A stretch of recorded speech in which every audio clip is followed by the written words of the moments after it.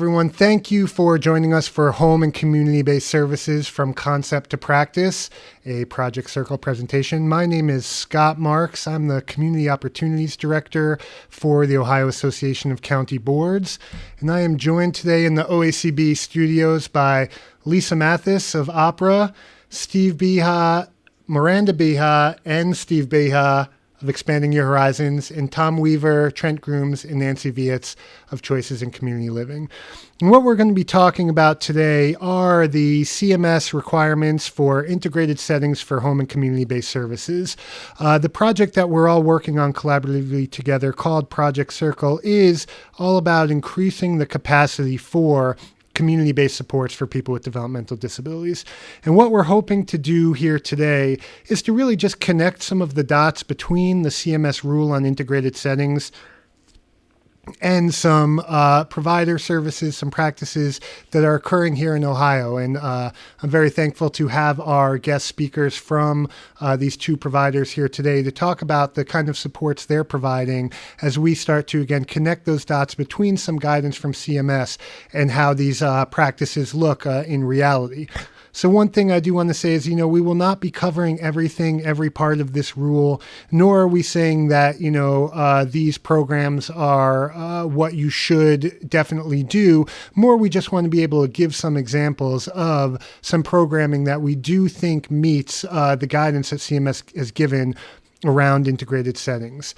We're really, focused on these key themes of access, options, dignity, autonomy, and choice, really being the key themes that promote empowerment and independence in the type of supports we're providing for people. Again, so this is not, hey, do this, but just examples of some supports that we think really match these key themes of access, options, dignity, autonomy, and choice. So some quick examples here of just, this is guidance that has gone out through DODD and CMS of, we're not talking about that all workshops and day programs will close, or that 100% of all day program supports must be provided in the community, or that all providers must provide community employment services, but more that we are partnering with the community and providing opportunities for people to really have supports that match their interests and preferences and match their goals and outcomes as identified in their person-centered individualized support plan. So again, we want to clear up some of these misconceptions and really say that this is all about opportunities that enhance empowerment, independence, and the achievement of those goals and outcomes through supports that match people's personal interests. So when I talk about access, this comes directly from the CMS rule itself. So this key theme we've pulled out from the first section of the rule is access to the greater community, including opportunities to seek employment in competitive integrated settings and engage in community life. Again, this is directly word for word from the integrated settings rule, the key theme here being access. Next is options, that there are options including non-disability specific settings. And as we'll hear from our guests here presenting today, they'll talk a lot about the different kind of settings that are non-disability specific settings that are occurring in the community where they provide supports for the people that they're working with. Next is dignity, that our supports ensure an individual's right of privacy, dignity, and respect, and freedom from coercion and restraint. Next is autonomy, that our services optimize but do not regiment individual initiative, autonomy, and independence in making life choices, including but not limited to daily activities, physical environment, and with whom to interact. Again, the key theme being here that autonomy over one's life. And lastly is choice, that our services are facilitating individual choice regarding services and supports and who provides them. So as we dive a little deeper into this, these bullet points here come directly from guidance given by CMS. And the ones that are underlined are not necessarily more important, but these are just the ones where I think you'll see very direct connections to the different types of supports we're going to hear about throughout this presentation. So those are the access to meaningful non-work activities, a say in the schedule of those preferred activities, and really a knowledge of what activities, employment opportunities, and other community opportunities exist in the community that someone could be a part of and that their provider could support them in being a part of. We also talk about access to the greater community, that we're encouraging visitors at regular intervals. In a residential setting, are we encouraging that people's friends, family, or other potential friends from the community are able to visit at that residential setting? And if we're talking about a facility day hab kind of setting, do we have reasons, activities, things going on that the greater community would be enticed and encouraged to be a part of that service setting, and what could that look like? Age-appropriate activities, we'll talk a lot about the different kind of activities that these two providers provide for the people we're working with. And lastly, that the provider seeks partnerships in the community and to be a part of the larger community. We'll hear a lot about that today from our guest provider speakers here, about ways that they engage with other community partners, again, to be a part of that community and to provide that access for the people that they're supporting to the community. The next is options, that the settings are based on individual needs and preferences. And we're going to talk a lot about today, specifically recreation opportunities, different ways that these providers are supporting people and the things that they want to do in having fun and connecting with their community. Next is dignity, just really talking to you about that staff interactions and communications are respectful, that there are respectful interactions between staff and from the staff to the people that are being supported. And that behavior support is individualized and specific. And we'll talk, a bit today about, supporting people in the community and what that kind of behavior support could look like. Autonomy. Are there a variety of activities that are responsive to the goals, interests, and needs of the person being supported? And are those activities age appropriate? Are they matched to skills, abilities, and desires, and working in support of the goals and outcomes as identified in the person's person-centered plan, individualized support plan? So again, tasks and activities that are really matched to those skills, abilities, and are age appropriate. And we'll hear a lot about that today as we go on. And lastly is choice. Does the person have the opportunity to update and change their preferences? And do they have the support to make decisions and exercise autonomy in the choices that they make in their life? And again, I think these are areas where you'll really see highlighted today as we go through the presentations from our guest presenters. So what we can do, we've broken this down into 3 areas that we'll talk a lot about today: logistics, culture, and policy. Really, any agency that's looking to transform their services into a more inclusive service setting, a more integrated type of support. These are the areas where you're really going to have to focus. And what we mean by these is your logistics. What are the day-to-day operations like? How do you schedule activities and staff? We're going to talk a lot about, people's jobs, their interests. They don't always happen between 8 o'clock and 3 o'clock every day. So how do we account for that? How do we make sure that our staff are able to support people in those activities, those interests, those preferences that are existing outside of that 8 to 3? As we all know, life doesn't necessarily all happen between those hours of 8 o'clock and 3 o'clock. What is the business model? What different services do we provide, and how, do some services maybe support others? And what does that look like as far as an overall business model of how we can support a business while also providing inclusive supports?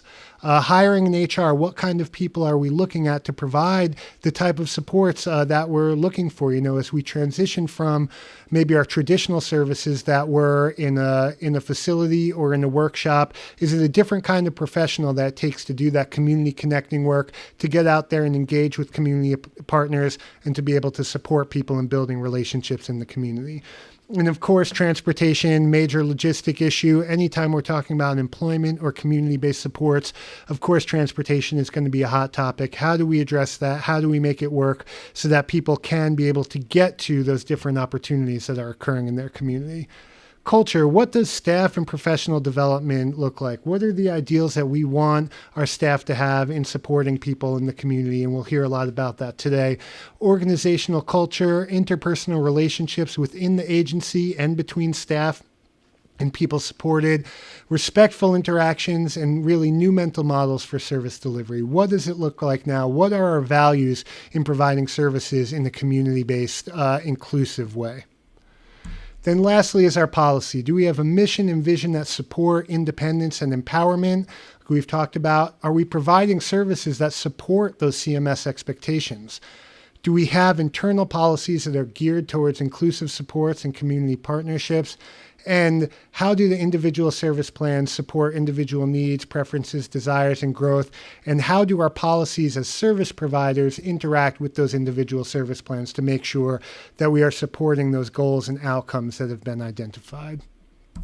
So we're going to move into a group of questions here because, we think it's very important to say we are not here to give answers, to say that we have the answers or that all the answers will be found in this webinar or in any of the trainings that we're planning to do through this project. It's really about asking these questions of yourselves as county boards, of ourselves as county boards and providers of, as we ask these questions, we can start thinking about how do we answer them in ways that are supportive of these expectations of integrated settings and inclusive supports. So it's how do we address and deliver employment services, whether that's vocational habilitation or community employment? Are we making sure as vocational habilitation that we have a way to make that an integrated support? What policies are there that would help the business? How do we provide services to the people that might be most significantly disabled or medically fragile? We'll hear a lot about that today. What are our core values, mission, vision? How do we interact with the ISPs in arranging and delivering services? Are our services and supports really well matched and aligned to supporting those goals and outcomes as identified in the ISP? How do we handle transportation for employment and integrated community services? As we said, a major logistical issue that we'll have to talk about. What does a fleet look like? What type of vehicles do we have? What certification do we need for drivers and vehicles? What kind of insurance do we need? All of these things are obviously major questions when talking about transportation. How do we go about informing people of recreational volunteer employment opportunities? As we talked, the key theme is access, the knowledge of the opportunities that are out there. So how are we doing that as county boards and as providers of informing people of those opportunities? How do we engage with other community members, i.e. business, civic, faith, recreational groups? How do we go about that? What are our methods of engagement? How are we meeting our partners where they're at? And how are we making sure that we're developing partnerships that support the people we're working with? How are we inviting greater community into facility? Do we have any way that is inviting, enticing, that there's a reason why the greater community would want to come into our facility and interact with folks we're supporting? What community opportunities can you make available to community partners within your agency? Using the assets we have, whether that's the building space we have or whatever that may be. How do we have fruitful partnerships that are really work for everyone and entice those community partnerships? Because as providers, as county boards, we have a lot of assets. We have a lot going for us, and we have a lot to offer the greater community. So how do we make that work? What opportunities do we have for our community partners to, really engage and explore what those partnerships can look like? How do we match people to activities that meet their interests, their preferences, etc.? How do we do that? How do we align what we offer as a provider with what the real needs and interests are of the people that we're working with? What services do we deliver? Does each of them have an integrated component, as is said? And, what we get to with that is that every service offered by a provider has to, every HCBS waiver service has to meet this level of integrated settings as we're talking about. So it's not enough to just have a community employment division and say we're an integrated service provider. We need to figure out a way to make each of the services we offer meet this meet this value of integrated settings. How do we handle staff scheduling, as we talked about when we're talking about after hours activities, things going on, job opportunities for people? How do we make that work? What kind of qualities do we look for when interviewing staff, especially staff that's going to be out in the community, engaging with community partners, building relationships for the people supported with the partners in their community? So what kind of person is that, and how do we, what do we look for in that person? What is the business model? What is the long-term planning? And what and who could help you in providing supports in an integrated setting? This project is a collaborative effort between many different partners, and it's all about us working together to be able to have a capacity to provide these kind of supports. So how can we work together, and who else do we need to be able to make sure that we're providing supports in an integrated setting, as we've talked about? And so that's going to be enough for me. I'm going to turn it over now to Steve, Miranda, and Steve from Expanding Your Horizons. And they're going to talk a little bit about what they do at EYH and how they're supporting people in the community. Thank you. Yes, indeed. Here we are. I've got three folks. My name has been the only one that's been listed on the promotional. I thought if you knew the other two that were coming, you might not tune in. So, but I'll introduce myself. I'm Steve Beha, the Executive Director of Expanding Your Horizons. And with me, Miranda Beha. I am the Program Director for Expanding Your Horizons. And I'm Steve Beha II, and I'm Associate Director. So what we'd like to do is share some information with you about what we've been doing in the community on behalf of individuals with developmental disabilities for the past 7 years. The screenshot that you see now, you'll find on our website. Due to some technical challenges, we were unable to produce for you some of the things that we'd hoped to on your screen. So you get to listen and see a few shots. But if you'll go at some point in time, so you're not departing from the webinar itself, to eyhservices.com. At www.eyhservices.com, you'll find our event calendars that are offered every month to individuals throughout Southeast and Southwest Ohio. We're serving individuals with developmental disabilities in 16 counties in those areas. You also find a link to our YouTube videos that will give you an overview of many of the events that we've participated in the last 7 years, and also a link to our Facebook page. On our Facebook page, you will find just about every event that we've attended, lots of pictures that we post after the events have happened, and you'll have a chance to review those to kind of get an idea of what we've been doing for the recent 7 years and how that's shaped what we do on behalf of individuals with developmental disabilities. I want to tell you a little bit about who I am first, to give you an idea of why we've come to where we're at. I began in the field as with an ICF at that time back in 1980, and at that particular point in time, we were the state was deinstitutionalizing and moving folks from developmental centers out into the community. Have you heard that before? But at that point in time, the county boards were pushing back against deinstitutionalization, and if those individuals were not from that county, they were refusing to serve them. So you can see how far we've come as a field in providing and meeting the needs of individuals with developmental disabilities. So I spent the better part of a couple of years with the ICF trying to get individuals into what was then considered a workshop, a day hab program. And through that process, I was hired within another year by the county board to become a case manager. At that particular point in time, the state was funding one case manager per county. It was kind of a new idea to get some kind of service delivery model into each county to be able to meet the needs of individuals. And so I became the case manager for that particular county at that time. I served in that position for 3 years and then became the business manager for 7 years. And then following that, I had the opportunity to go to Meigs County, where I was served as the superintendent for 17 years. It was while I was at Meigs County that we experienced the opportunity to take folks out into the community in the terms of primarily Special Olympics. We became very active with my family in unified sports, basketball, softball, going out into the community. One of the things we found was that people like being in the community. They like traveling. They like doing things with other people. And I have a son, besides Stephen, and I have another son who has a developmental disability as well. And that was one of the things he enjoyed. And the workshop, even though it was a facility that I was responsible for, didn't meet his needs. We couldn't find a way to fit him into that particular model. And following my 17 years with the county board, it was at that particular point in time, 7 years ago, that the state was opening up opportunities for private providers to come in and provide day services. Up until that point in time, it was pretty much exclusive, was exclusive to county boards, providing that service. So we as in my family, took a look at the opportunity to become a private provider. there's Matthew himself, as see we're moving that along there. Became a private provider with the state, got all the certification, and with the sole purpose of being in the community. This particular picture here that you see is outside of COSI a few years ago, and when we had the opportunity to visit that facility, which we do now with some frequency.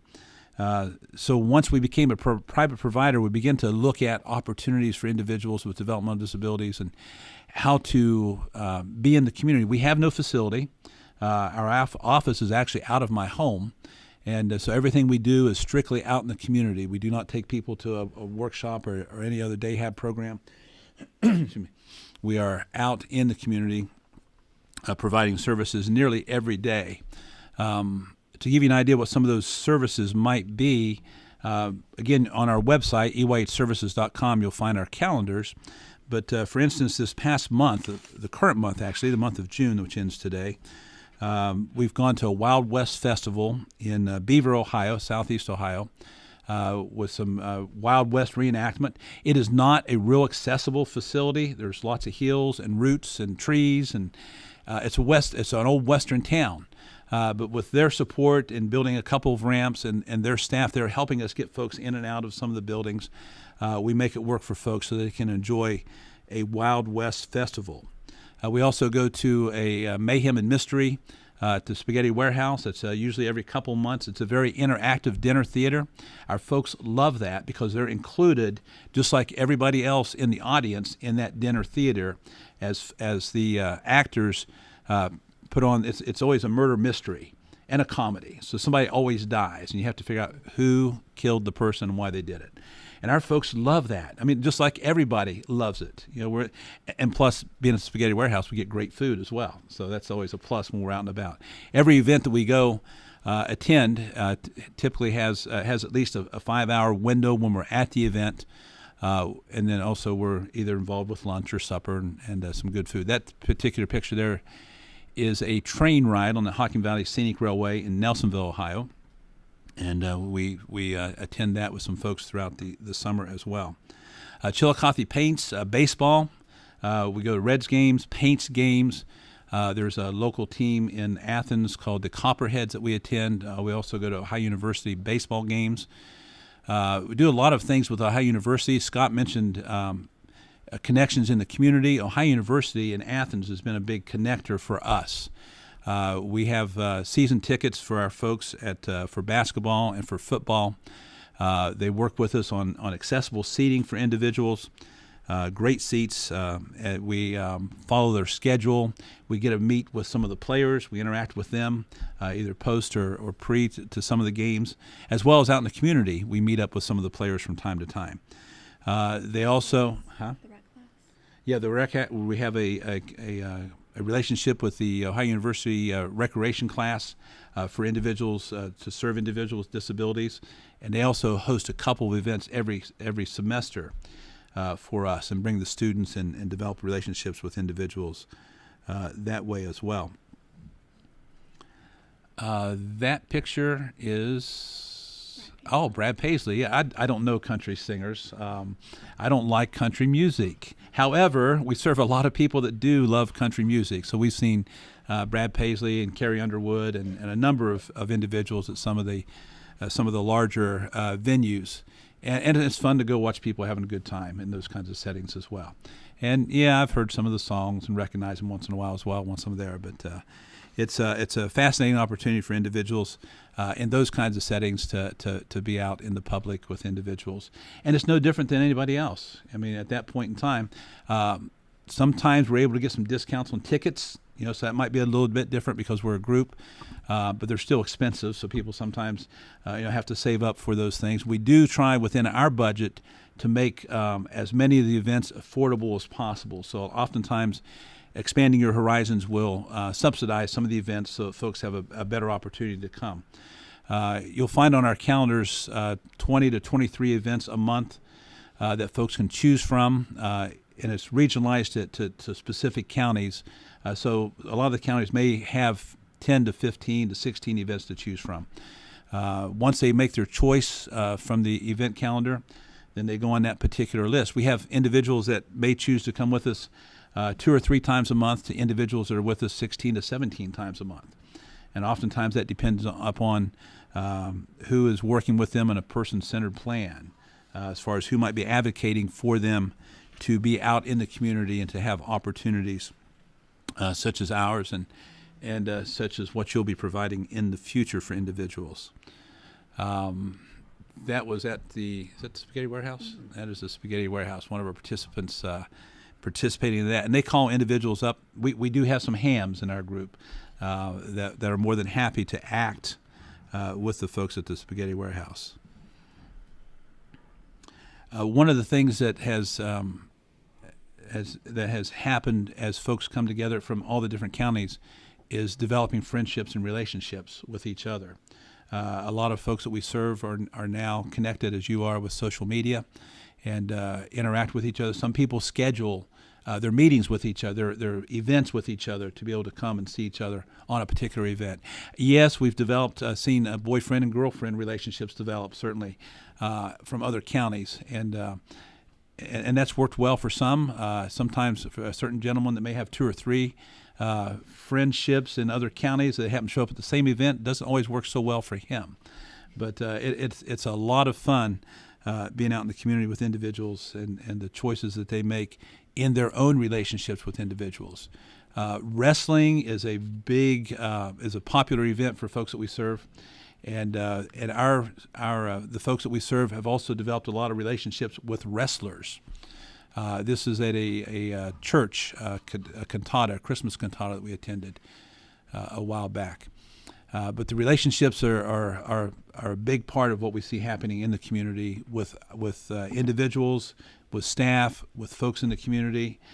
Some of the venues that we frequent, such as Ohio University, the staff there know our folks, and our folks know them, and communicate with them regularly as we come and go.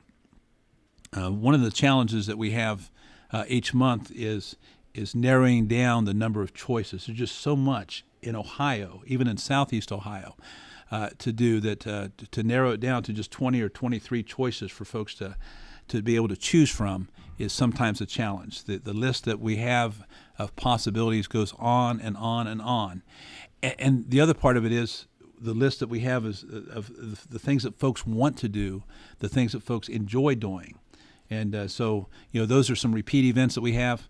And then we also have opportunities for individuals to share ideas and events with us. I've got a couple of folks that that consider themselves kind of a program coordinator for us in regards to events, and they'll email me events, text me events, ideas that they know of that's out there. And oftentimes some of those events will end up on the event calendar as well. Accessibility in the community, it varies from venue to venue. Some of the newer venues are typically fairly accessible. Restrooms in places may not be all the time, so sometimes there's some accommodating to that. Or sometimes it's a venue we want to be at. We may be there and then go elsewhere for the restroom, as far as we have someone that uses a wheelchair for mobility that may need some assistance in the restroom and just can't use that particular restroom in the venue. So we've worked that out for folks as well. Some places we don't go to because of the accessibility. There's a restroom in a Wendy's that's not accessible. We have individuals with that uses a wheelchair for mobility. We just don't go there because we can't. It just doesn't work out. So, Tecumseh, it's a outdoor drama in Chillicothe. We usually go there a couple times or 3 times a season.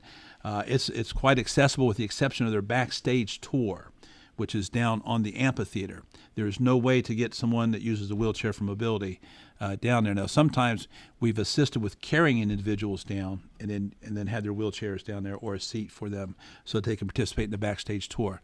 The thing that Tecumseh has done is they also have a video of the backstage tour that's in a separate room that folks can watch. They get the same thing, they're just not on the stage. So, there's venues like that have done some things to make that happen for individuals. We visited the Newport Aquarium yesterday in Newport, Kentucky, and we were looking forward. They built a shark bridge. We've gone to the aquarium quite a few times, and they've built this shark bridge across the top of this 1,000,000-gallon tank with the sharks and the fish, and for folks to be able to go across and look down and see the sharks there. Well, I got in line with an individual I was with yesterday that uses a wheelchair for mobility, and we were told that's not accessible. And it's like, what? You just built this thing, and it's not accessible. There's no other option. Now, the rest of the place is accessible. I mean, they've done a nice job with that, and you can certainly go and enjoy the things that everybody else does. But there was quite a disappointment that we couldn't cross this shark bridge like everybody else. And we've registered our concerns there, and we'll continue to. But why, in this day and age, somebody couldn't build that into the concept for folks with developmental disabilities to be able to have that same experience, the ones with mobility challenges that everybody else has the opportunity to. I think I've talked enough for a moment. I'm not even keeping track of the time, but I'd like to give my co-host an opportunity to say some things. Miranda deals a lot with the medication, helping to make sure we get folks out in the community that have medical needs, and I'd like for her to address those concepts right now. So I guess the beginning of our process with medications, when we enroll somebody, and enrollments, usually case managers, SSAs will contact us. A lot of times individuals themselves will contact us. So what we do is we set up a meeting, and during the enrollment process, we determine whether or not that individual is going to need medications while they're with us, and then utilize their self-med assessment to determine if we're going to be responsible for administering the medications or if the individual can take care of it themselves. If we will be administering the medications, we require doctor's orders so that we know which medications the individual takes, as well as the dosage and when they are due.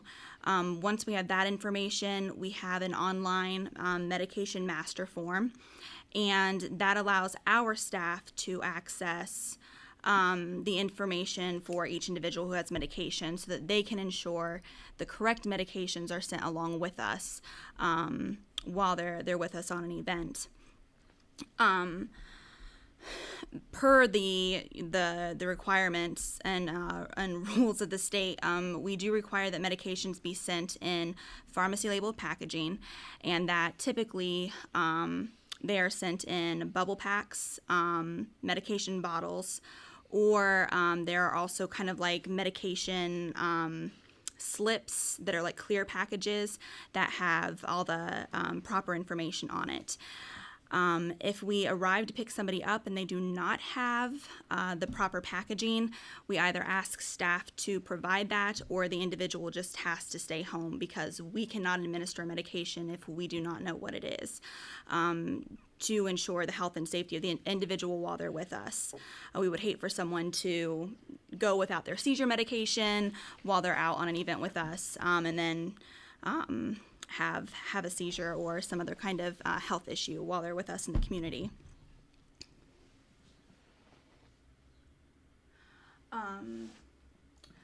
We've got a question as to what covers the cost for individuals to go to these activities. Staff, tickets, transportation. Somebody wants to address that really quick? Certainly, yeah. Well, how quick? What is our timekeeper? How much time do we have? We've got, I think, 20 minutes. Okay, all right, great. In regards to the cost, when you look at our calendar, you'll see that we do offer some free events that is at no charge to individuals when they go with us, which covers the cost of the event and covers the meal. We also have some events that individuals participate in the cost.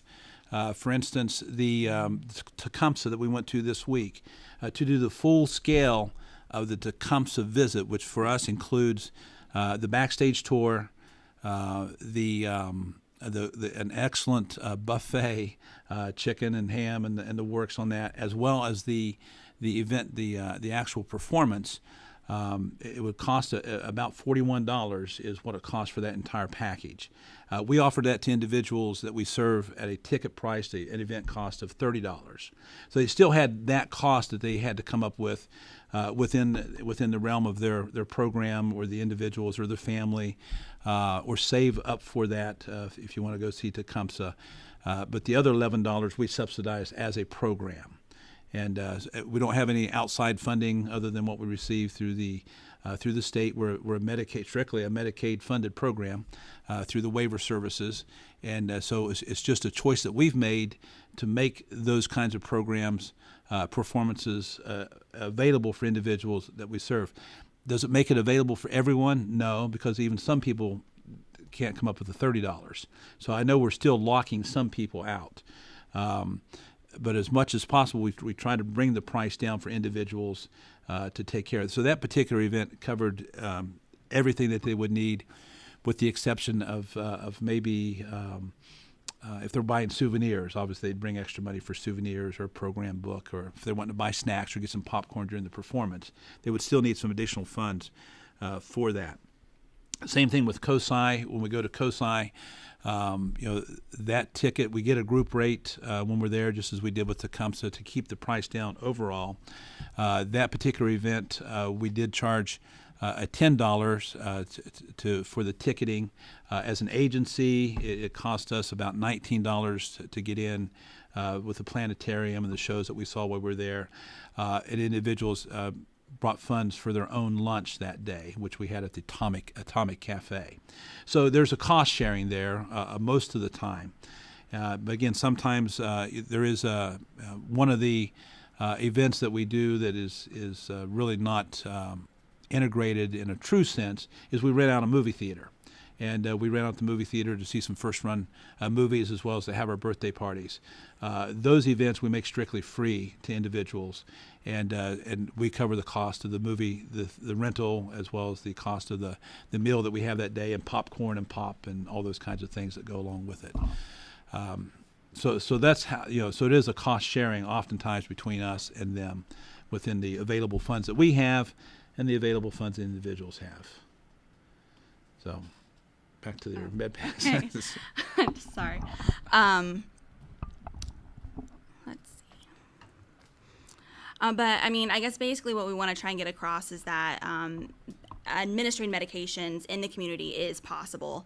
It shouldn't be anything that should hinder or prevent somebody from getting out into the community to do things, regardless of the hour. We administer at the earliest time. If we have a very early pickup, maybe for like the Cincinnati Reds, we might administer somebody's morning medications. Generally, we're administering afternoon, early evening medications. We do have some doctors who have given the individuals, they've agreed to allow them to take their medications after they've returned home, even if it's going to be outside of the hour window, because it's either a medication that might make them tired, or it's something that's not going to be detrimental to them to receive later. But that is something that we have to get permission from the doctor to do. It's very important that we work closely with the home staff when it comes to medications, just to make sure that they're aware that we need to have them sent, that they're aware of how they need to be sent as far as the proper packaging, and that they send the right medications for the right individual. The majority of our staff are med certified, and so that is how we're able to provide medication administration in the community. They'll also carry medication cups with them to make the administration of the medication easier, so that somebody's not dropping their pills.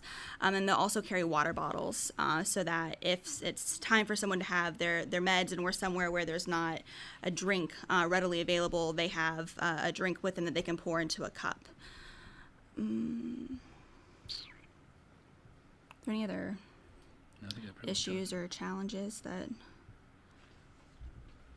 One of the things that we've attempted to do is to make the community accessible for anyone. As far as medical needs, behavioral challenges, we work with the other staff of the residential programs or the families to make that happen, so that we can provide that service in the community. The staffing ratios, every event depends on the who we're serving. Again, we know ahead of time who's coming. We know these individuals, what their needs are, and supports that are needed in the community.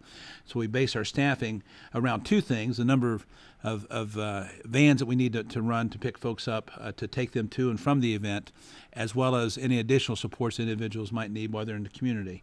For instance, we do serve some individuals who are visually impaired that require an arm to get through the community. So obviously we have to have a staff pretty much dedicated to that individual, as well as doing some descriptive things for the individual at the event, whether it's at a movie or a baseball game, and providing some of the narrative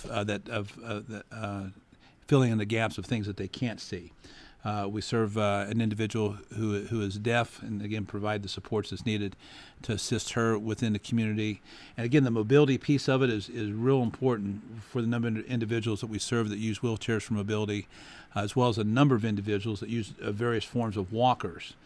And then also having the vehicles that can carry those things. If we're picking up 2 or 3 individuals that use walkers for mobility, you've got to have the space to fold. Some of them fold up well, some of them don't. But so when you're planning your routes and vehicles, and you've got to be able to accommodate those individuals and the appliances that they might need while they're with us out in the community.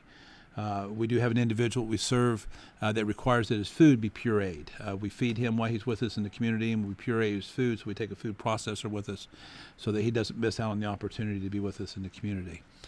I'd like to have Stephen address, the other Stephen, for a few moments some of the funding concepts. One of the things that we've noticed over the years is initially we were taking funds from county boards. At least that was the view, a strong view from county boards, some county boards, not all, 7-8 years ago, to the extent that we had one county board, when I met with them, said, we're not going to refer anybody to your program and the reason was because folks away from the workshop is money away from the workshop. Now, we all know that's changing at some level today, but at that point in time, it was kind of difficult.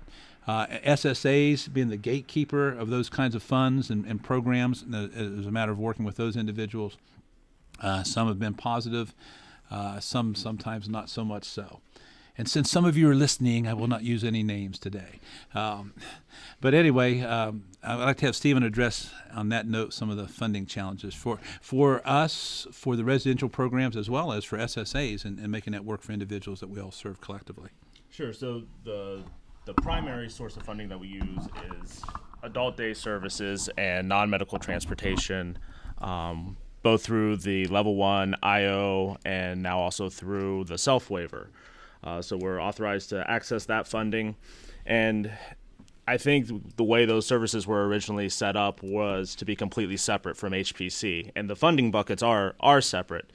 But what we are finding and what we have found is that they truly do impact each other when you have an ADS service that is outside of the normal 9 to 5, Monday through Friday type realm that we operate in. So we realize that our services are sometimes taking place when folks would normally be home from a workshop. We also realize that there are some folks that live in group homes that the staffing ratios need to change when one person is away, when they choose to come with us and the roommates don't. So those things are all tied in together when you think about setting up a service plan, setting up the funding that is required to go out into the community, because community events don't happen 9 to 5 all the time. They happen all different times. So educating SSAs, educating the folks that are doing the budget management services is very key in this. Also allowing some flexibility in the budget is very key. We have some folks that choose to come with us 10, 15 times a month, 1 month, and then the next month they may only come 2 times. So that impacts their budget one way or another. We're hopeful that in the future there will be some flexibility with daily and weekly rates when it comes to the HPC side of things. That's not in rule yet, but one day when that does come down the pike, hopefully that will open up some flexibility options for folks to access ADS services at different times. As far as the CPT, when you're entering our services into the CPT, it becomes a bit of a challenge, again, because folks choose what they want to do, not necessarily prescriptive, 2 days a week, 3 times a month. So setting it up for a span instead of a monthly type frequency works out the best. And even with that, we have to keep track of folks' utilization throughout the course of the span, because again, life happens, people choose the things that they want to do, and that's not always the same way that it's written or authorized in funding. So you have to keep close track on that, on utilizations, and make sure the team is well versed in the fact that things may go up, they may go down, but just be ready to make some changes as needed. Or not. Sometimes. Sometimes or not, yeah. So what we normally bill at is a daily rate. So for those of you who are in the adult day service community, you know that a daily rate is anything that happens between 5 hours and 7.25 hours. You can bill a single daily rate, and that encompasses your rate for the entire day, plus your 2 non-medical transportation trips. So that's our daily funding. That can be broken up if somebody chooses to go to another adult day service program. People can go to 2 in the same day. It just requires that both services bill at the 15-minute unit and not the daily unit. So that's taking some education as well for some folks that want to go to their other day program for the first half of the day, but still go to the event with us in the evening. We've had to educate some folks on how to do those type of things. Another thing that impacts funding is acuity scores. The way it's set up right now is folks go through an AAI or an assessment that determines if what group they're in, A, A1, B, or C. That in turn determines their staffing ratio and also determines the funding that you get. With the new ADS rules coming out in October, that is all going to change. The funding is going to remain the same, but the actual staffing ratios can be flexible depending on the environment that the person's in, the staffing that they need in those environments. So that's going to turn more towards a person-centered type approach, but the funding is still going to be tied to the acuity.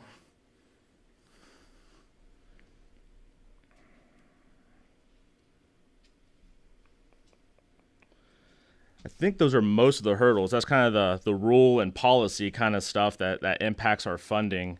I think in the future with the new adult day service rule, with the new community inclusion add-on, the 1-to-4 ratio that is going to be coming out, I think that will be a positive impact for folks. But with that being said, we've had to operate within these kind of rules for the past 7 years and have been successful doing it. So it doesn't take new rules to think outside the box to provide these services. Hopefully these new rules will incentivize some more community inclusion from adult day service perspective, but they're not actually necessary in order to do these type of things. We have a question in regards to how do we schedule staff. Excellent question. It takes a unique staff to work with expanding your horizons. Our drivers are also our support staff during transportation as well as at the event. So when we're talking about being at an event, 5 to 7 hours, then you've also got the transportation before and after to get to and from that event. And depending on how far we're traveling, again, we try to regionalize some things, but if you want to go to the Cincinnati Reds game, we're traveling from Athens, so you've got a 3-hour minimum just if you're just driving straight to get there. And that doesn't count picking people up on the way. So some of our days for our staff are quite extensive. It can be anywhere from 10 to 12 to 13-hour days from start to finish with our routes and at the actual event. So scheduling staff, what we do is the calendar that we send out for our individuals to choose from, we also send out, of course, to the staff as well. And the number of staff that we have, we allow them to pretty much elect which events they might not be able to assist us with, just based on their schedules, their family, what needs they might have. And then based upon what staff we have available, then we schedule individuals in the events. So can you say that part one more time about the staff schedule? How do you do that? Cut out. Oh, okay, yeah, cut out. All right. I'll say, yeah, the staff scheduling, our staff, we utilize our staff work 10, 12, 13-hour days. We schedule them based upon the needs of the individuals that we serve, as well as upon their needs. So they look at the calendar staff-wise and choose which events basically they cannot assist with. And then we schedule based on the number of staff that we have and the needs that we have for individuals. We work around their schedules in making that service happen. And again, our flexibility is because we're asking for 12-hour days oftentimes. So as a staff individual, full-time individual, you work 3 days with us, or 3.5 days, you've got your 40-hour work week in. So we work with staff we do a 2-week pay schedule and work with individuals to schedule their time around those 2 weeks based on what our needs are and how they can assist us to get folks out into the community. That help? Yeah. How much more time do we have, Scott? 2 more days? All right, great. I'm looking forward to it. I did want to say something about person-centered planning. That's the concept of person-centered planning has been around for a long, long time. But I will say I've not seen it be effective for a long, long time. I think a lot of times we say those words, and I think a lot of us believe those words, and we want to make it happen. But there are a lot of barriers and obstacles to seeing that happen. When folks choose to go into the community, the ones that get to go most often are the individuals that are pretty much self-advocates. Those individual self-advocates choose whatever events they want to go on, and they direct their SSAs and other folks and residential staff to make sure that it happens. If you're dependent upon residential staff to help you choose your events, you typically go on less events. And that's just because either residential staff don't have the time to help you choose which events, or there's a funding situation there, as Stephen mentioned, with the ratios and trying to make it work staff-wise. We do have 2 residential programs that we work with, one in Brown County and one in Athens County, that their staff are very proactive in working with the individuals in scheduling them for events. They don't look at their staffing patterns or their concerns. They really, really work with the individuals and find out what they want to do, and they schedule themselves accordingly based on their interest. And that works out real well. They contact us, tell us what events they want to go on. We do also have a county where the SSAs meet with the individuals to help them schedule the events that they want. Once they get the calendar, the individuals that attend the other day services there, they go over the calendar with them, and then they submit those events to us and to the residential program. So there's no, well, you can't do this because, they're saying, you want to do this? Okay, we'll make a way for it to happen.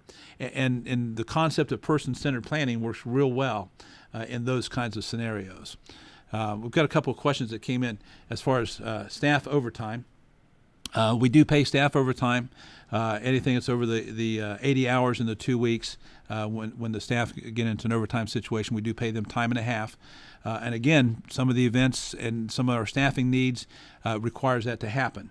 And so that's something we're always looking at, trying to adjust to. But in the years we've been doing that, I don't recall any pay periods that we've not had overtime. It's just a necessary component of what we do, and we've budgeted that in, and we allow for it, and we try to work around it to see that happens. And there was a second one there. The other question is whether or not our drivers have their CDL. Okay, the CDLs, no, because of the type of vans that we utilize the vans that do not require a CDL. And we just don't need anything that large for what we're doing. We do have a couple of 3 large, what's considered shuttle vans that are classified as buses with the state of Ohio that require the State Highway Patrol inspections that also have lifts. But again, those are 15 passenger or less, do not require a CDL. And then the other vans that we have are the smaller vans that do not require CDL.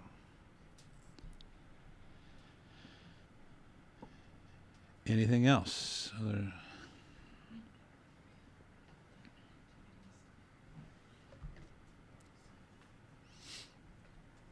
The picture you're looking at, while we're pausing there for just a moment, that's at the Blennerhassett Island Museum, actually in Parkersburg, West Virginia. There are actually, I've got a question about the events as far as summer versus winter. The winter is exactly the same as the summer in regards to trying to narrow down the number of events. There's just so much, whether it's basketball, football going on in the winter, sports-wise. There are so many museums, science centers, plays, concerts, bowling you can do indoors, during the winter time. There's just lots and lots of things to do in the winter as well. If you're looking for an idea of events, again, if you go to our website, www.eyhservices.com, not only will you find our calendar, our event calendars for the current month, but you can also scroll back and find event calendars for previous months. So the concept of looking for things to do, if you're looking for something to do, you can find out on our calendars. Another question. The overtime question in regards to 40 versus 80, you have to ask somebody else that. What we've chosen to do is frame it in an 80-hour period of time. We've not broken it out between the 2 weeks. If we're in error in doing that, then we may have to make some corrections. But what you got here?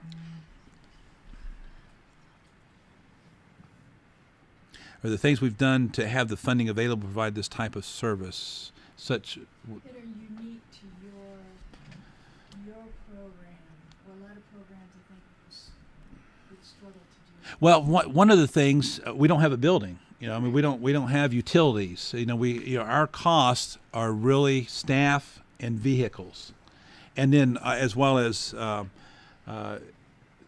fuel that goes along with that, and helping to pay event costs. So I don't know how good of a trade that is. As far as having operated a county board program, and you had utilities and things that go along with that. But it's worked for us because of again, we don't have a building for folks to come to. So, and we don't have all that kind of infrastructure. We do have a lot of vehicle expense, we've got a lot of driver expense, staff expense, and things that go along with that part of it, but no actual building itself. Wanted to mention too, the online documentation. Everything we do, just about everything we do, documentation-wise, is online. It's out in the community. And I'm going to ask Stephen to speak to that for just a moment while I look at this other question. He created it. Sure. So we do all of our documentation online out in the community. We provide our staff with Chromebooks that they have with them during all the events. These Chromebooks allow them to access folks' ISPs, emergency medical forms, any online documentation that they need to get done, whether that be for skill development, service supports, outcomes, any medication administration, whether that be on MARs, for PRNs, all that's done online. All of our incident reporting is done online, so any incident that occurs out in the community while somebody is with us, our staff immediately document that. It sends a notification to the correct administrator. We take a look at it, and then we forward that information on to the appropriate team members and whatever the situation may be. So we've really made this a mobile type of service where there's not a whole lot of paper flowing back and forth between people.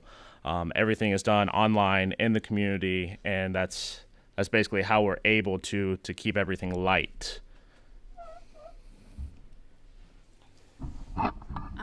Steve is working on answering another question, but we did have one come in regarding assistance in the restroom for those who need total assistance and Hoyer lifts.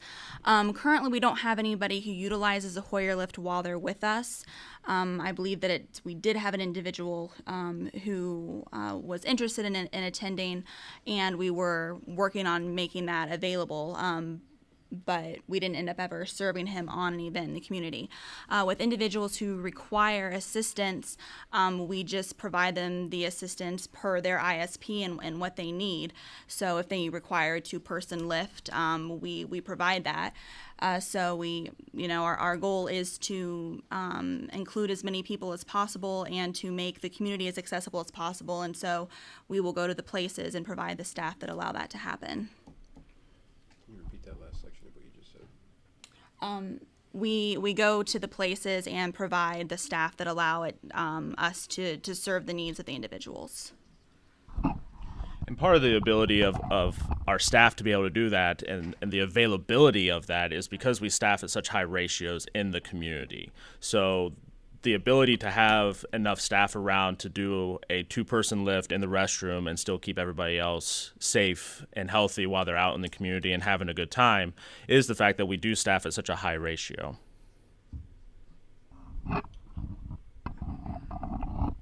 Out of time yet?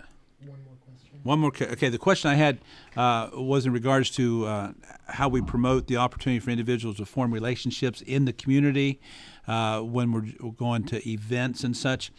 That's probably the one thing that we're not great at. We see the relationships forming with the individuals between themselves, which is great. We see a lot of relationships forming with individuals on the, as I mentioned before, some of the repeat events that we go to with individuals that are there, or individuals that's seated in the same, like season ticket holders that we're with, have opportunities to interact with individuals. And something that's real important. I mean, I don't want to understate or overstate even is the wrestling community that we're connected to. Oh my goodness! I mean, we have folks love wrestling. A lot of people, I don't, but a lot of people do.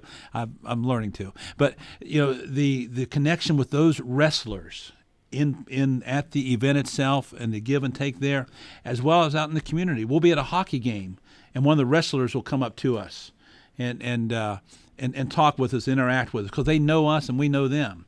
And and the folks that we serve will tell me where this wrestler is going to be wrestling at because they're connected with them on Facebook. The gentleman there in the picture right now that happens to be there in the white shirt, we was at Tecumseh this past week, and the star of the show, Tecumseh himself, said, "I remember you. You were here last time," and they just had such an interactive dialogue between them. It's just so meaningful, even though they won't go out to dinner together. It was just something really special, with that individual and the star of the show to be able to interact and have that communication with each other. And something I think even on a more basic level is, even if we're going out to eat, like, we encourage individuals to order their own food. And I think that is, a positive interaction with community members, increasing their independence and their self-esteem about, like, hey, I can do this. We had a question about our online documentation software. Stephen? So we actually don't use any proprietary software. The software we use is Google Applications. That is a free service for any nonprofit, and it's a small fee for for-profit programs. We got in on it pretty early, so we got grandfathered into the free service, and that's doable because we give all of our employees a username and password to log into the system. That username and password thus serves as their electronic signature. And then that electronic signature can be used for incident reports, for online documentation, for MARs, for those type of things. So we utilize Google Docs. The specific one is Google Forms that we use for that specific function. But it's a free application for all nonprofits. So I'd encourage folks that want to look into it, that's a really good option. That's what we use. The number one question I think I get asked every month by the individuals that we serve is, when's the next calendar coming out? They're just so excited to be out in the community and participating in the way that we all like to be out in the community and participate, that the calendar that just came out for July, I promise you next week somebody will be asking me about the August calendar, when it's coming out, because they're ready. They're ready. All right, I think that's a wrap on our part. Again, you can contact us through www.eyhservices.com. You can contact us by email there. By our phone is on there as well as check out our Facebook page and other resources that we have on the website. And again, I certainly want to thank the County Board Association and OPRA for giving us the opportunity to be able to share what we're doing on behalf of individuals with developmental disabilities out in the community. It's nothing special, nothing, it's unique certainly today. But again, we're here to encourage other people to take advantage of situations in the community and make it happen on behalf of individuals with developmental disabilities. Thank you very much.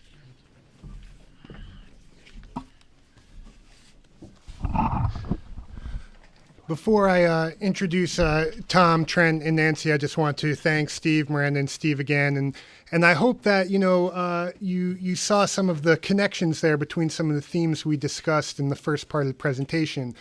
obviously choice of different events, the knowledge of the different events going on, different opportunities in the community. As Steve talked about, the calendar that they share is such an important part of what they do.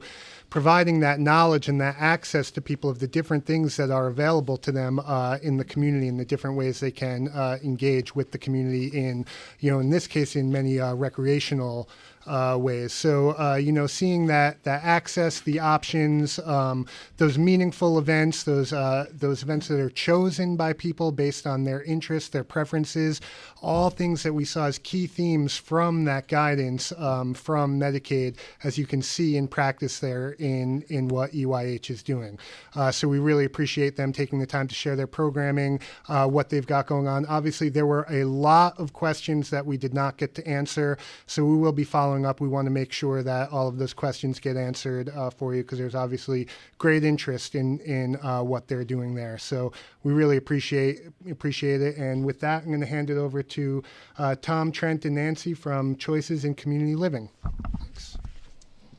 Good afternoon. I'm Tom Weaver. I'm the Director of Choices in Community Living, and I certainly want to thank Steve and OPRA and the other folks for putting us on today and giving us the opportunity to share with you a little bit about our programs. We developed a program, and it's been going on almost for 10 years, but we've been doing it under the Adult Day Service Program for about 7 years, something we call Fun Fit Program. It's a day program that we try to have out in the community by developing partnerships with other organizations, primarily the YMCAs.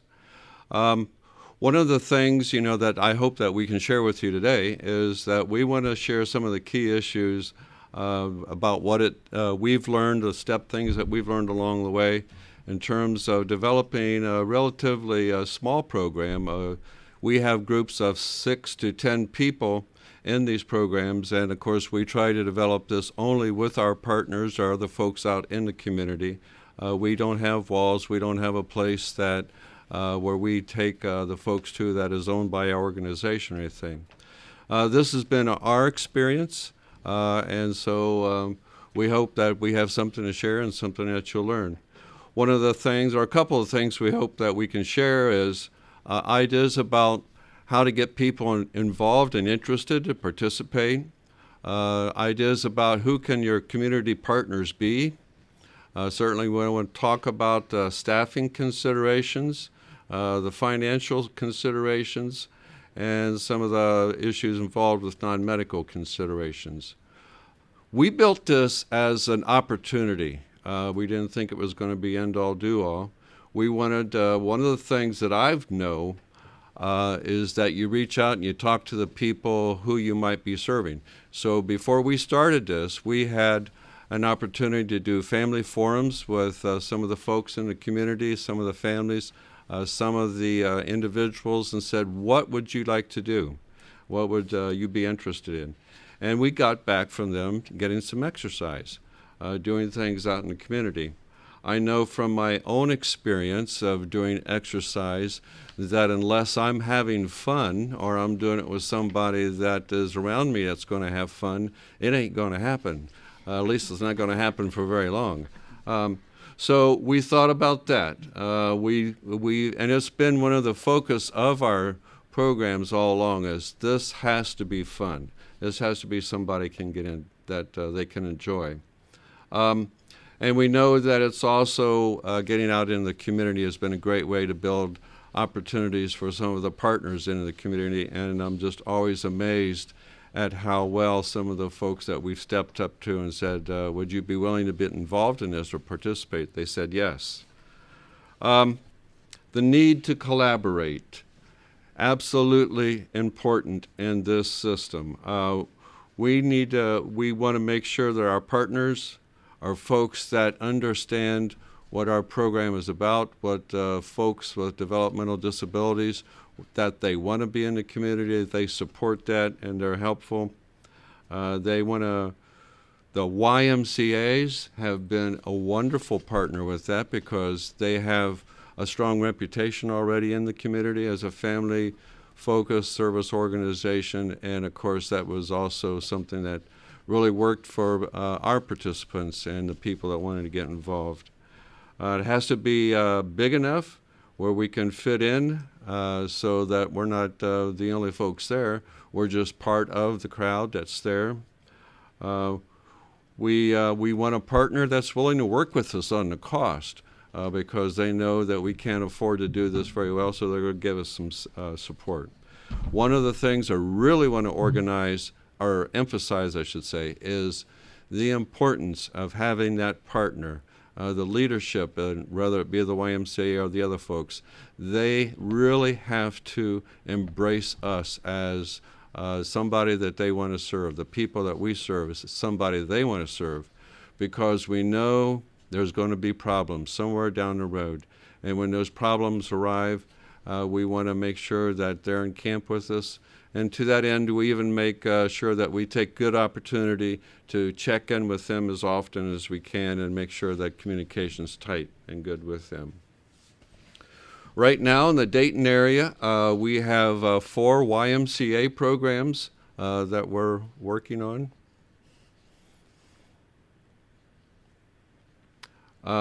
We have one in Eaton, Ohio, and we have one in Springfield. We also are working with the City of Kettering, the recreation program and facility that they have there. And they've been a wonderful partner, not only for our Fun Fit program, but they've also been good at sponsoring other activities and events with us as we do things. The City of Vandalia, we're just getting started with them, and we've also did some partnership with some of their premier fitness programs around the city. I'm going to turn it over to Trent here. We want to appreciate the opportunity to let you know what we do. We also want to share with you that we're not purporting ourselves to be experts. We've been at this a little while. We've learned a few things, and we're just willing to share as others have shared with us as well. A huge part of our activities and our ability to expand and provide services centers on the cost of the programs. Our partners, in working with them, we ask them, in some cases we beg them, to give us things at a reduced rate or as much as possible at no cost. When we look at YMCA's, the Kettering, Vandalia rec facilities, they allow us full access to their facilities. And that includes things that are outside of our program in general that we don't often have to pay additional cost for. And that is a huge factor. As we talk about that as well in terms of additional features and benefits, our participants receive memberships as any other community member would receive, and that allows them to visit the facility and utilize their facilities when they're not in the day have programs. So any other time or days that the programs or facilities are open, they are allowed to be there as well and use them as any other member would be. Additionally, things that we really appreciate is they allow us to join in other aspects of the services that they offer to the general population. It's a huge way for us to increase the integration, the interaction with non-DD populations, in addition to the large age range of individuals. As you can imagine, during the summer months, with summer camps, a lot of kids are out. We find a lot of individuals that are in the junior high school, elementary school ages as well, that are in the facilities during the same times that we are. So our client member participants get to interact with those individuals. And then on the other end of the spectrum, which I'm very sensitive to as I get closer to that end, we have the silver sneakers, the older group, a lot of retirees. We also participate in line dance classes, yoga, Zumba. With that as well, our clients and participants get the opportunity to form interaction and personal relationships with those individuals. And it's really amazing to see how well our participants engage and interact, their comfort level. Not all of our participants are actively engaged in that, but that is also where our staff come into play. Our staff understand the need to increase the confidence and the comfort level of our client base in the community. So when we have clients that aren't really receptive or aren't very open or engaging, we work with those individuals. We reach out to the programs, the SSAs, the interdisciplinary team to give us ideas and suggestions about how we can help that individual become more comfortable. And one other aspect that we really are grateful for is understanding that we do what we do In these facilities, they have specialists, trained individuals that have participated in other formalized educational programs, whether it's certification or 4-year degree type of programs. And those professionals work with us. They always, in the beginning, when we bring someone in, of which Nancy will talk to later, they will work with us in terms of developing the physical aspects of a particular individual's program, the person-centered concept. And then they also work with us as our clients become more skilled and adept at certain things, as their strength may become better or stronger, and now they're using different types of equipment or adding more weight on. These professionals will help and guide us through some of those kinds of situations as well. As Trent was alluding to, typically in most of our locations, the personal trainers of the Ys are able to provide another level, I believe I would say, of expertise with their profession. They do that for a short time, and then our staff are trained by them, and our staff take over from there in working with the exercise equipment as they prescribe. We do have one location, however, that require us to pay for that expertise.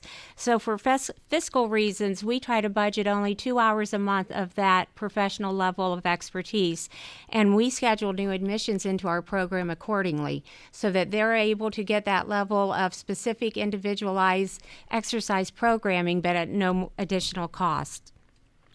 Usually, our facility membership is determined by the residency of or the location of where the participant lives. That provides the individual the opportunity to meet with, exercise with, and socialize with their neighbors and become more thoroughly ingrained in their community. What we found often is that the friendships that are made in the day program are then extended out into recreational activities. One of the questions that was raised is the conversations with the Ys and the other facilities, Kettering, Vandalia, Rec, Premier Fitness, in terms of how did those conversations go and how receptive were they? How hard did we have to push or sell our programs? I can proudly and happily say that our first program, YMCA Inglewood, was so appreciative and so receptive to us that we really didn't have to fight at all. They saw the benefit to our population. They also saw the benefit to their population, their members, and they worked very well with us and offered us reduced rates. It's called the Helping Hands rate, which is what they offered to us that we offered directly to our clients. We pay that cost. The clients do not pay the memberships.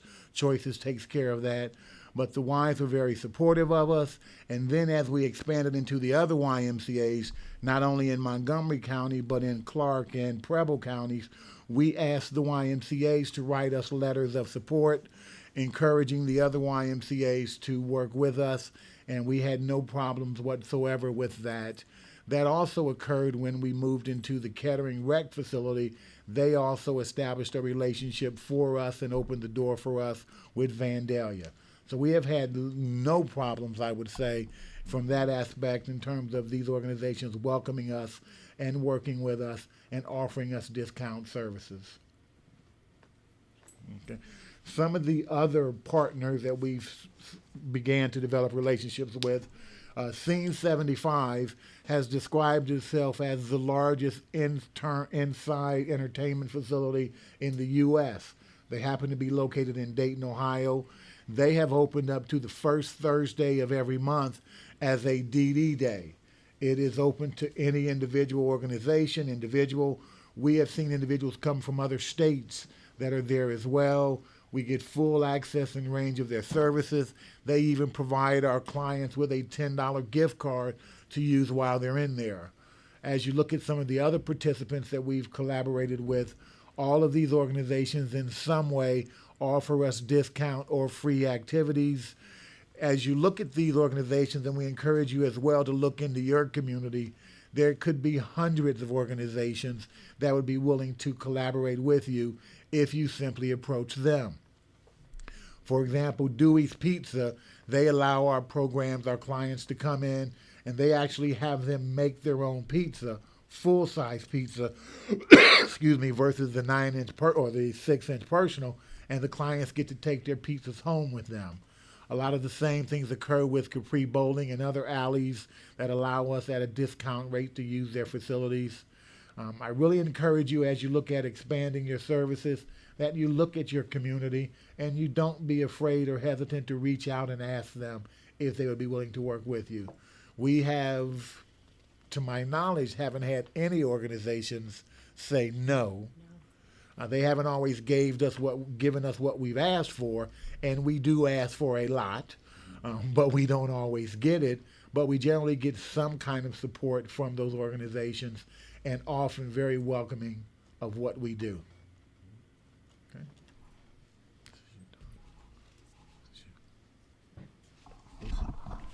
Some of the other partners that we've been able to reach out to, and it's not always just for us to take people in our Fun Fit programs to them, but we certainly continually always look for building relationships with other folks in the community. And as you can see, the universities are a great opportunity for us to build opportunities, to build relationships, and Sinclair and Wright State have been especially, and the University of Dayton, I should say, have been especially good at providing us either internships or opportunities for us to receive services from or to incorporate some of their staff in learning from us. And sometimes that's a two-way street. We've also had the opportunity to build a relationship with the Springfield YMCA, the Boy Scout program, and they have an Explorer program that they were trying to build out to specifically incorporate more people with developmental disabilities in it in the Exploring program, to which now has been built, and the Kettering Recreation Program is supporting that fully. So those have been great. As you see, some of the other programs here, Kettering Public Schools, Central State, Wilberforce, Therapeutic Riding Institute is a program we're just now exploring and looking at, and that's an opportunity for folks to go and actually ride horses. And there's a lot to be done with that, and I know it's very good for folks sometimes. So, absolutely. Some of the other things we want to talk about in that area is related to some of the specific departments. The OTAs, also we've worked with the radiology department, rehab services, sports exercise department. Tom referenced the Therapeutic Riding Institute. One of the other aspects of these associations that has proved very enlightening is that it gets our participants to think about educational aspects as well. We go on campus, we take individuals with us on campus, and they make presentations to classrooms. They interact with professors and so forth. And so they see what a campus environment is like, and they also can look or aspire to improve their educational abilities and so forth. We do have a number of individuals that are in school as well, at the University of Dayton and one at Wright State University. So it has a double-edged benefit, or maybe even more than double-edged benefit, to having our clients, our participants, and the community see us in this academic type of environment. Trent, I would also like to note that Choices has partnered with both Wright State and Sinclair, and it has allowed us to have internships, which means that we get some individuals that provide additional staffing at no cost to us, while at the same time we're able to expand their students' knowledge base. So it's been a great working relationship. In piggybacking on Nancy's comments, it's also important that we convey that we put any intern through the orientation and trainings that all of our other staff go through. The first aid, CPR, in some cases, if they're with us long enough, delegated nursing, with the idea that they need to understand and be able to meet the compliance requirements that all of our other staff have to meet. Okay. As we talk about staffing, I'm sorry, this is your part, Nancy. I'm jumping ahead. That's okay. I think we were going to be looking, first of all, about the entry into the FunFit program, and typically that is done through the county board, the SSA specifically. Sometimes, however, folks see us in the community or at the Y locations, and they want to know how to get their son or daughter, or they know a friend that has a family member, and so then we lead them back to the SSA and start from that end. After we initiate the entry into the program, we usually set up a tour and an intake meeting. These meetings consist of the individual, the family, the SSA, and one of our FunFit program administrators.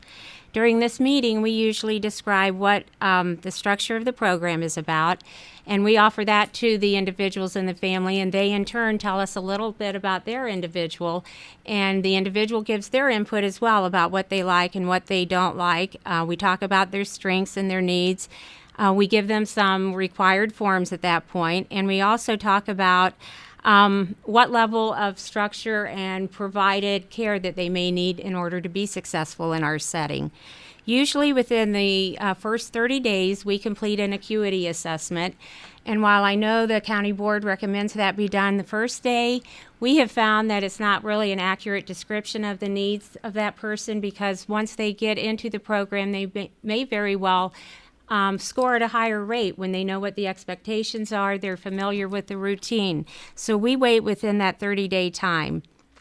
What we have found when we do these complete the IAs is that when an individual may assess out as an A in a sheltered workshop setting, it's not unusual at all for that same individual to be assessed at a B level with the FunFit program due to the nature of the community-based setting as well as the physical activities that are involved in our program. Due to this level of physical activity, usually we require that the individual's physician signs off on any restrictions or medical needs that they must have so that we can meet health and safety needs. We also have a signed participation agreement that Trent will talk about a little bit later. We also then want to talk about our daily routine. We start the day by picking up individuals at their home or their apartments, whatever the living situation is, usually sometime between 7 and 9 in the morning. So we start off with the non-medical transportation end, and we arrive at the day programming location about 9 a.m.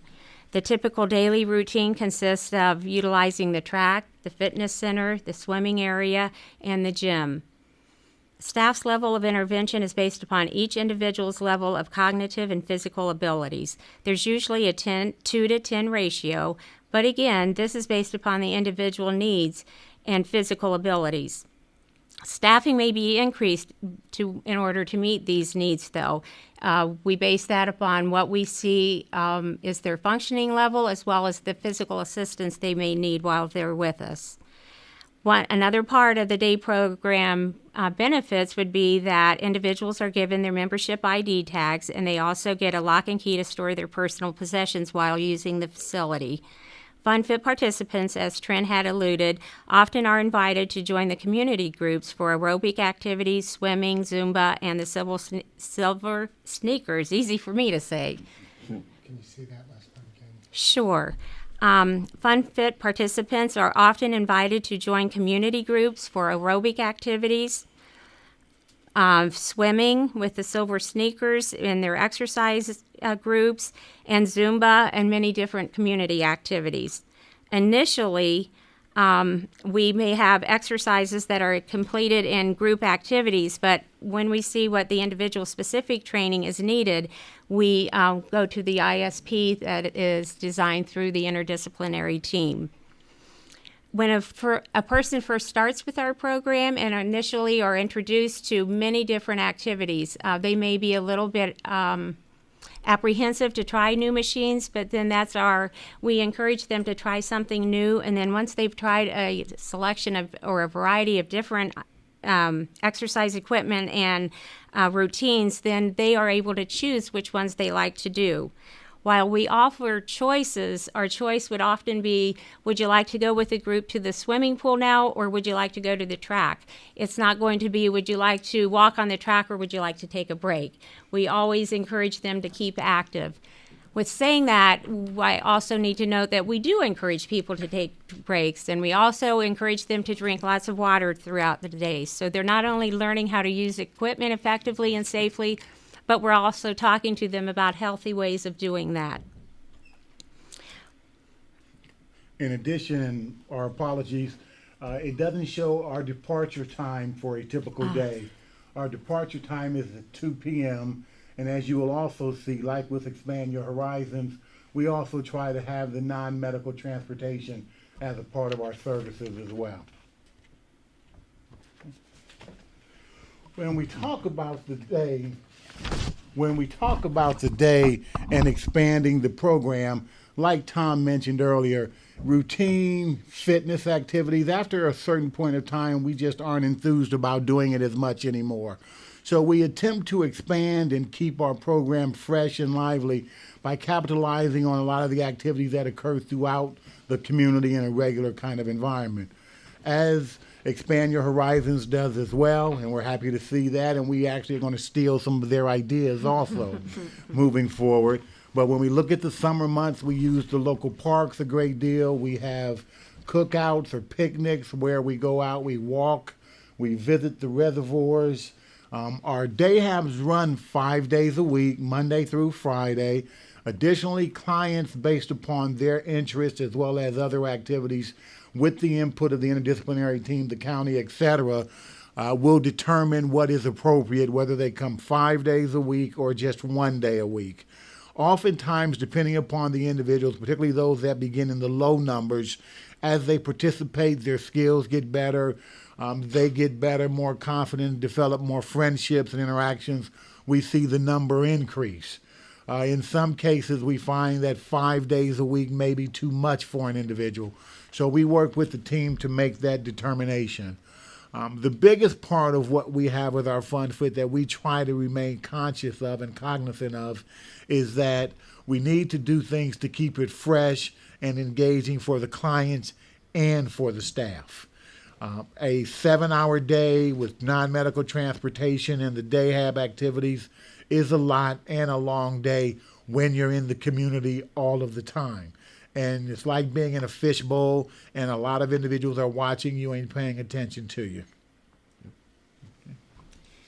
While some of our individuals will always require a high level of staff oversight and physical assistance, a lot of the other participants are able to acquire the skills that over a period of time offer them a greater independence. As a matter of fact, we have a few participants that have actually outgrown our program. They are completely independent now, and they are able to go to the Y at their choosing and do so independently without us.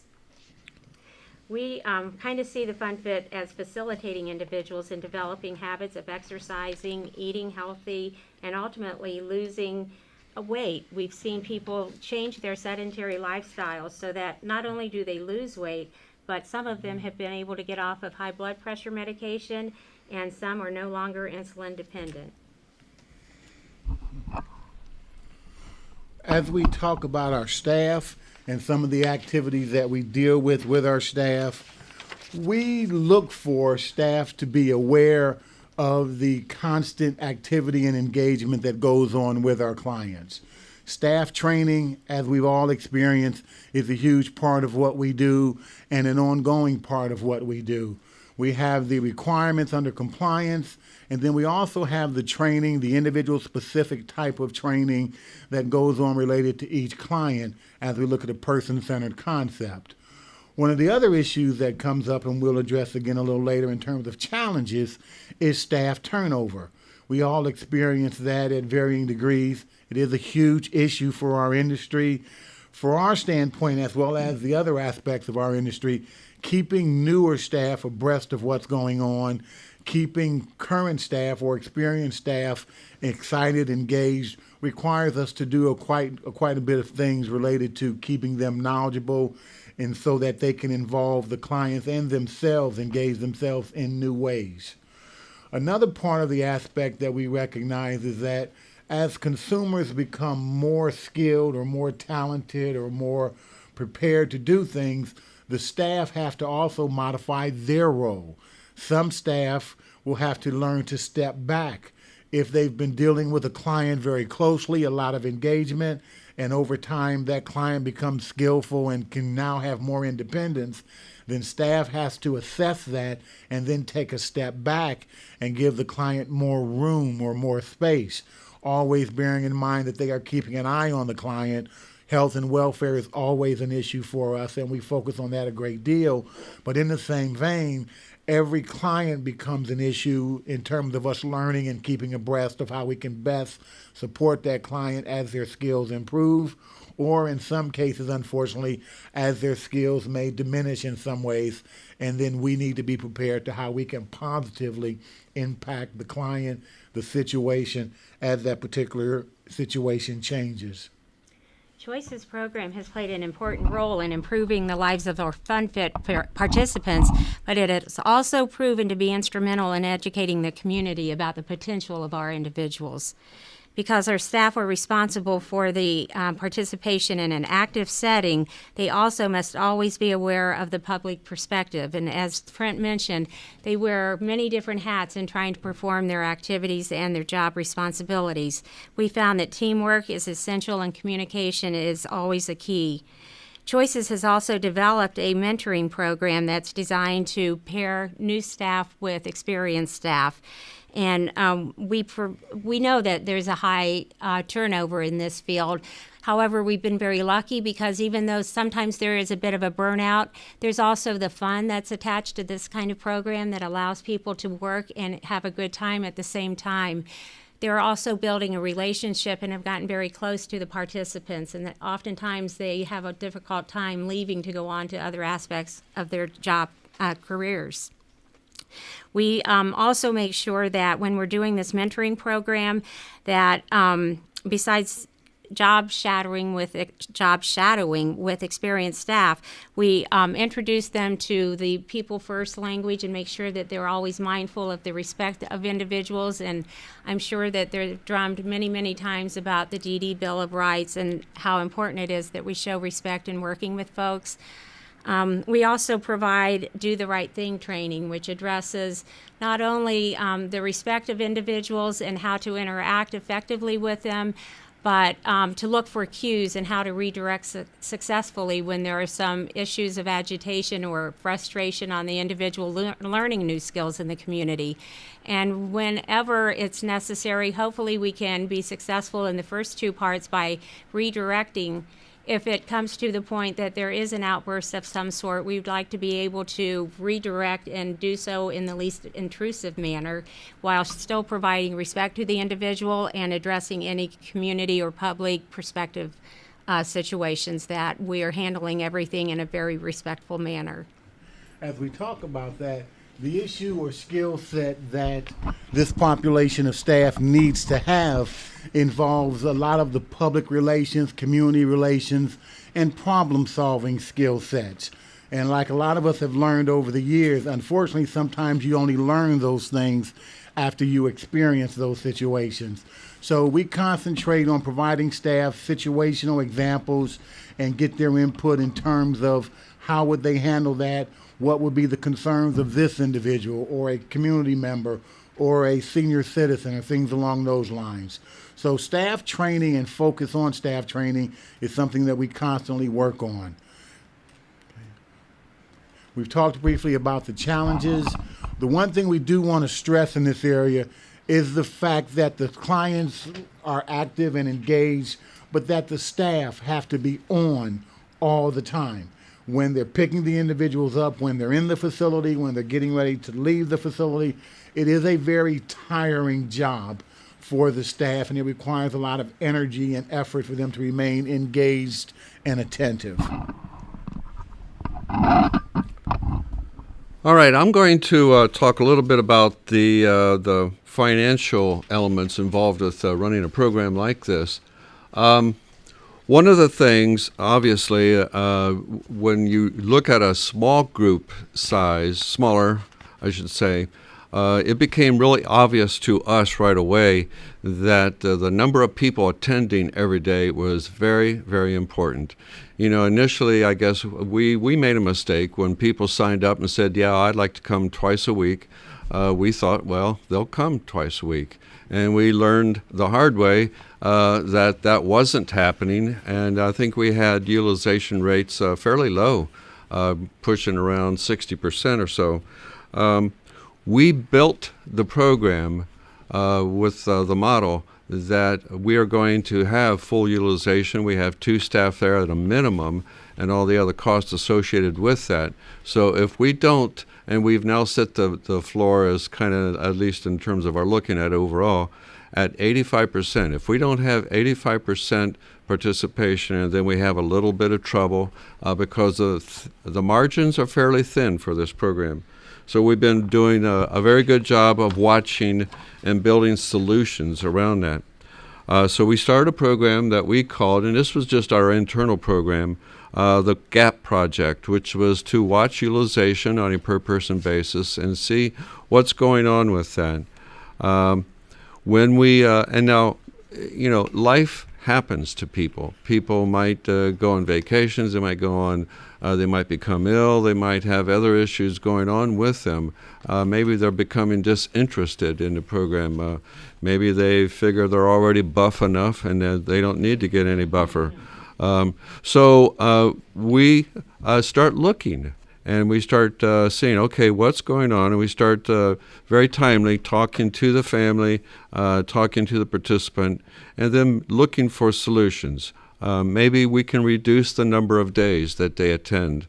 Maybe there's a different time of the day, or maybe a different day in the week when they can start or participate. Maybe we can even shorten a day. Now, we would have to do a different kind of format for that, but we can do that, you know, as Steve mentioned earlier on, you know, that can be done. Or maybe there's a problem that they're having with another participant, or maybe they don't care for this employee, this staff so much. So we drill into all those issues and try to build then out a solution that will make everyone possibly win from this, because that is what we want to do. I guess overall, the GAP project has been fairly successful because we are now pretty much hitting that guideline of trying to hit that 85%. And I must say, too, you know, that's not really been a problem, because I think the participants, their family, and everyone has been very supportive and engaged. They understand the limits of a program like this, and they're willing to help out and work with us on all those issues.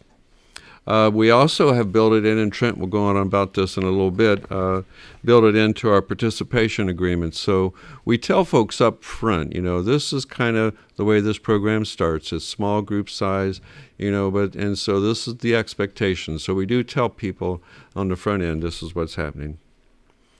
Let me talk a little bit about the program expenses. Obviously, the biggest part of our expense is going to be the staffing, because and we've talked about that a lot just a little bit ago, about the importance of that employee, that staff person, to be always engaged, to be always on, to always be upbeat, and to be interacting with the person. It's important for us to get a good person, so we've tried to push our starting wages and our wages up to a rate where we can get that kind of support. We also have a cost in supervisory level people, because these are the folks that are going out to the different programs and they're doing the tours. They're looking for the problems. They're looking for the interactions with the county and with the families. And they're also making sure that the documentation is there. And like the other folks, you know, Expanding Your Horizon had mentioned, we too have documentation done online, and it does help and support, but you always need to make sure that the staff are on that and watching it carefully. And then, of course, we have the internal piece of that, which is the administrative cost for, you know, the billing and the managing of the services and everything.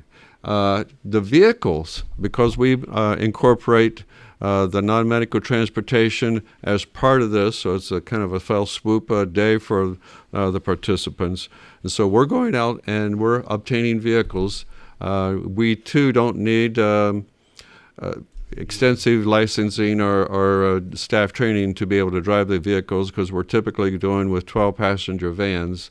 But the cost of obtaining a van and maintaining it and running it and insuring it and keep it on the road is turning out to be quite a big cost. And we're continually looking at that and even thinking about looking at other options where those transportation issues can be taken care of without us involved. Revenues.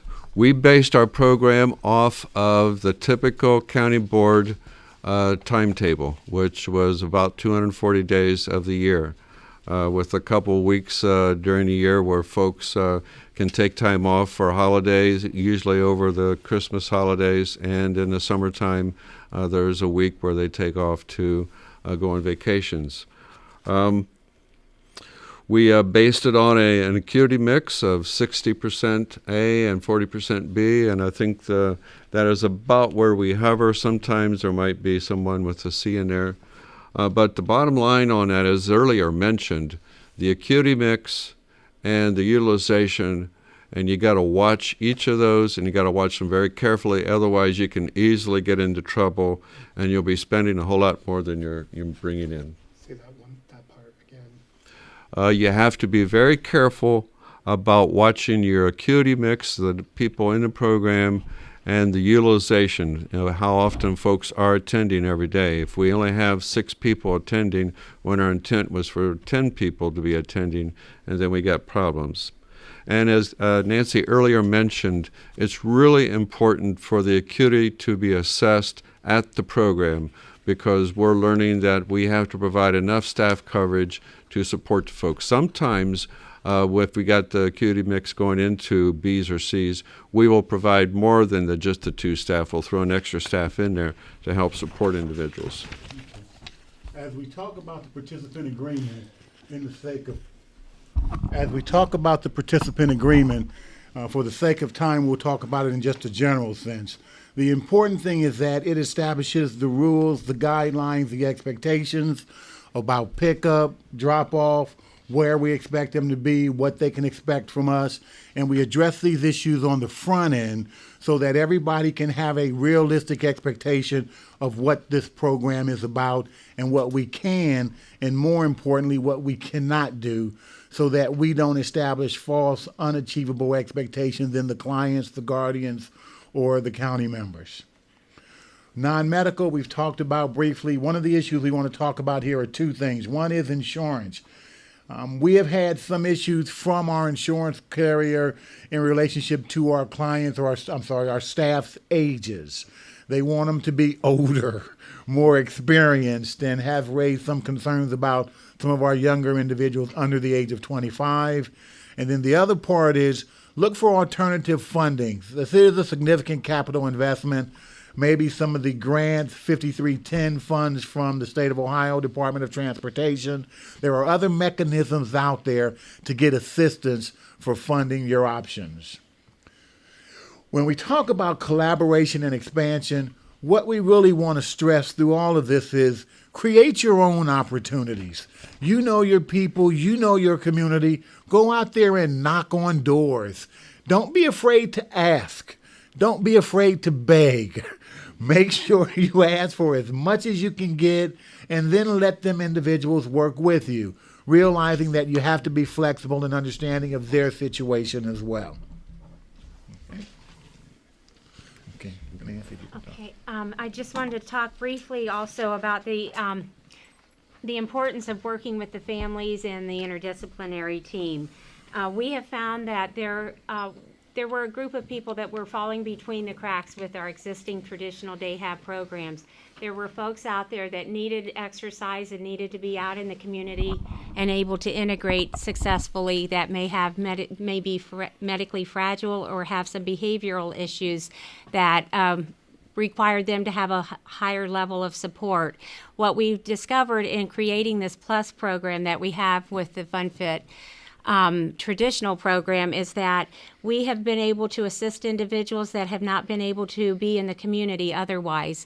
We have a young lady that requires VNS for seizure control. We have other people that have catheter issues. And what we're finding out with people that have significant behavioral issues, we've been much more successful in dealing with these folks if we go and spend time with them in other settings. So we may go to the residential setting and see how the staff interact with them there. We also go to their other day hab settings and see what's successful for them there and what isn't successful.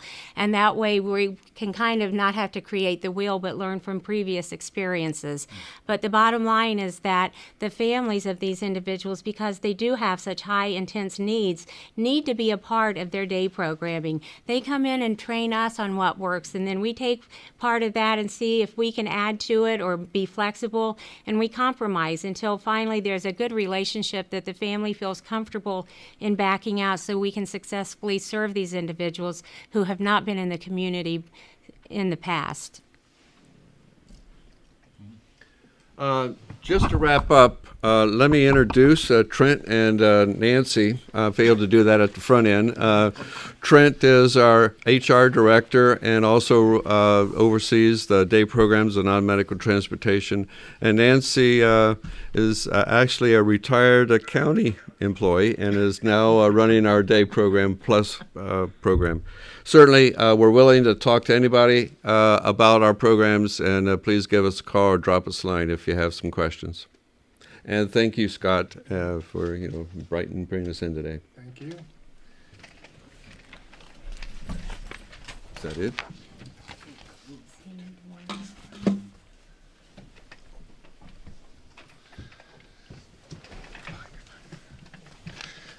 So hi, this is Scott again. I just want to once again thank everyone who participated with us on this presentation, and thank you very much to our guests here.